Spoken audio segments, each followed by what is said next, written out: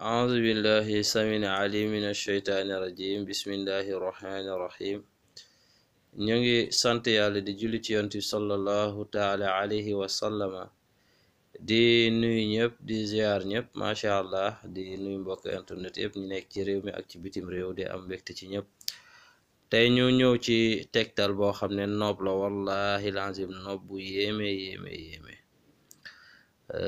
def gis la ci kàttanu borom bi subhaanahu wa taala ndeem nit ki nag jëfewu ko ci mooy yàlla bu fekkee ci mooy yàlla moom yóbboo mu dem noppalu ji waaye ki ko def ngir farata yàlla xam ne dana ci gis njëriñ bu baax a baax a baax a baax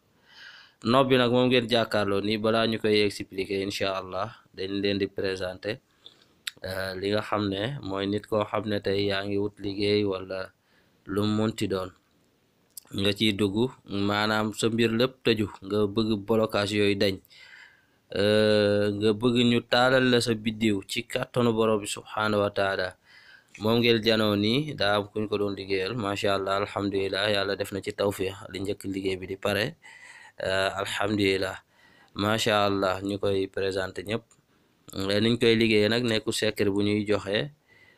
ci internet waaye ku ñëw dinañ ci jëflanteeg moom ci incha allahu rabbi buñ ci jëflante ci kàttanu yàlla fekkee koy uti liggéey la ñu liggéeyal ko juróom-ñaari fan yoo xam ne nii chaque jour day génnee ginaar bu xonk rey ko ñu génnee sarax yi daal di koy liggéeyal lii ci kàttanu yàlla juróom-ñaari fan yi motee mu soog a déposé bu demee kenn du ko rejeté incha allahu rabbi ci kàttanu borom bi subhaanahu wa taala bu ci yàlla àndee liggéeyal nañ ko ay nit ay yooni yoon macha allah kii ñu ko doon liggéeyal nii woo nañu ba ne maanaam jël nañ ko te tey la juróom-ñaareelu fan bi kon loolu dañ ciy sant yàlla bu baax a baax a baax moo tax ñu am fitu di ko dugal it ñi leen di wax ne nob bi nag nob bu yéeme la nob bu yéeme la moom ngeen di janoo noonu xaatim boobu nit ki bu fekkee nekk nga ak sa soxna mu daa di dem bàyyi la wala mu fay wala ngeen am ay jafe-jafe wala sa jëkkër it di taxawaalu nangu wut a toog incha allah nob bi boo ko jëfandikoo wallahi lazim balaa ngay pare fi nga toog di ko liggéey balaa ngay pare dana teew nob bi nag ni nga koy liggéey xaatim bi ngay janoo moom ngay liggéey ci àlluwa xànjar àlluwa xànjar buñ ko waxee mooy àlluwa boo xam ne përëm la masalan xànjar mooy përëm waaw wala àlluwa boo xam ne xaalis lay doon wala àlluwa weñ si lañ koy liggéey ci àlluwa yooyu ñi xamul àlluwa xànjar moom moo nekk ni ngeen janoo moo nekk ni àlluwa bi si lañ koy liggéey àlluwa xànjar boo ko ci liggéeyee si ngay bind xaatim bi pour nga liggéey ko nag dangay xam nit ki